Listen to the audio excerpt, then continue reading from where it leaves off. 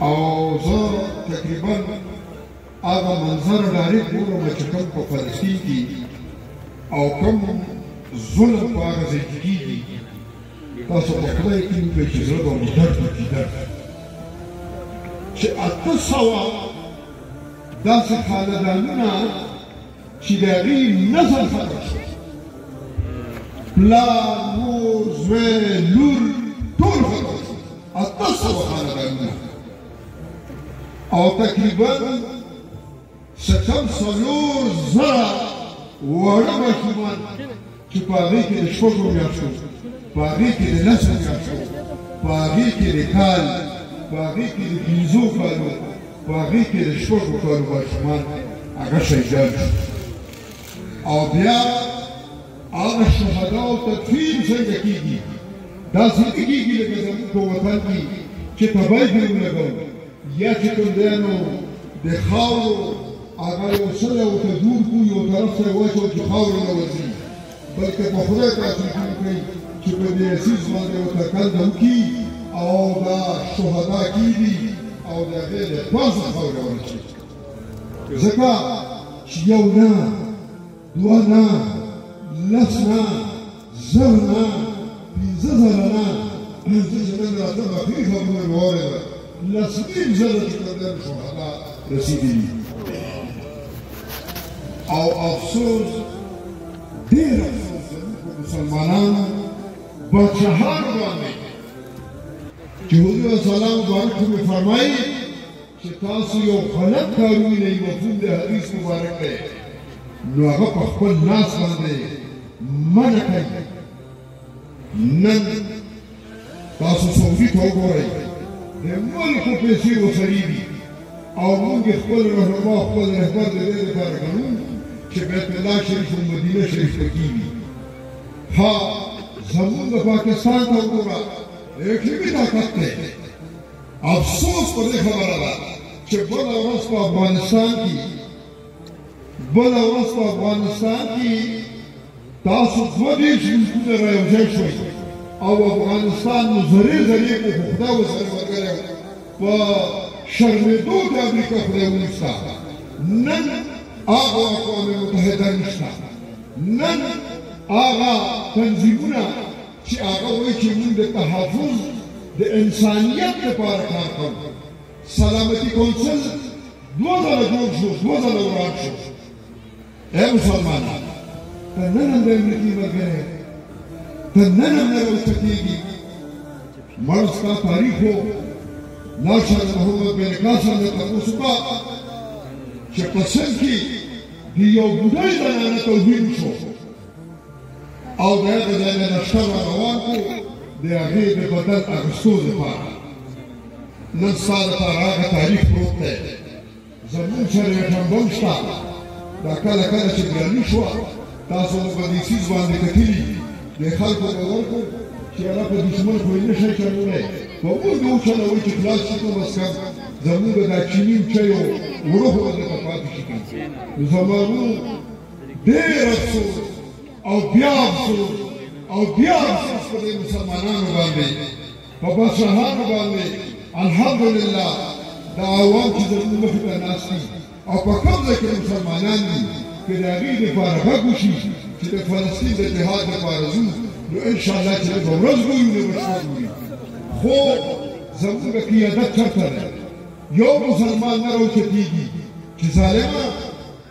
په رڼا ورځ باندې داسې مثال دی لکه په یو کور کې سړی لاس خپې هر څه ورته وکړي او لیونی سپی پرې راپرېږدي د فلسطینیانو سره جهاز نشته د فلسطینیانو سره غټ میزایل نشته د فلسطینیانو سره ټینک نشته او خدایه اواز کوي چې لبیک یا الله ربه زه حاضر یم زما وینه حاضره ده لبیک یا اقصی هغه بیت المقدس چې زموږ او ستاسو مسلمانانو ډېر ځله د دین ازاد کړی و نن بیا د هغې سره دی تاسو وګورئ د مسلمانانو د ښځو توهین کېږي د مسلمانانو پېغلې ښځې راښکلې کېږي خلک په قرآن کریم تلاوت باندې ناست دي او د اسرائیل فوجیان راځي په پټونو باندې وایي په مازه باندې ولاړ دي تکې ورته ورکوي هسې ستاسو نه تپوس کوم چې ورځ د قیامت شي او د دربار ولګي د الله په دربار کې دا زمونږ دا بادشاهان چې نن هغوی ته خدای پاک طاقت قوت ورکړی دی او سوال ته وشي مدني جانان ورته ووایي چې زما په امت باندې پرون ظلم کېدو بادشاه ته چېرته وې ای د پاکستان بادشاه ته چېرته وې ای د سعودي بادشاه ته چېرته وې ای د مصر بادشاه ته چېرته وې څه جواب ورکړئ د هغه ماشومانو به څه جواب کوي پرون خو تاسو ټول یو ځای وئ نن مسلمان کتو نه د کافر کتو او په افغانستان د بمباري کوله هغه د چې کوم دی در په در خاورې مسر کړه نن هغه معامله په فلسطین کې جوړه ده تاسو ټول خاموش شئ یو بادشاه نه راباسي زه که نور بادشاهانو ته زما واز ورسي د دې مجلس په وساطت سره